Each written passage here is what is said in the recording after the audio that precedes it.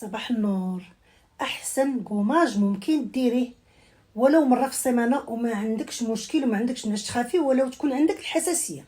كوماج اللي يخلي البشره ديالك زوينه، يخلي البشره ديالك تتلمع، يخلي لك واحد اللمعه دائمه في البشره ديالك. زوين بزاف الا داومتي عليه ولو غير مره في السيمانه راه كيعطي الفائده. وهو كوماج ما تخافيش منه، كوماج وتستعمليه ماسك.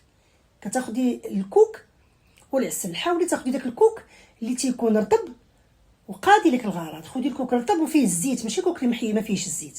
المهم خدي معلقه كبيره ديال الكوك وديري معاها معلقه صغيره ديال العسل. ديما تنقول لكم العسل اي نوع ديال العسل، المهم يكون عسل زوين وصافي. ودي خلطيه هكا بصباعك، خلطيه وراه تيتعلك وحطيه على البشره ديالك تكون نقيه.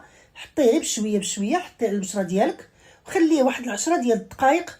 وعاد فركيه مزيان 10 ديال الدقائق، فركيه من التحت للفوق وغسليه بالماء بارد راه طوب.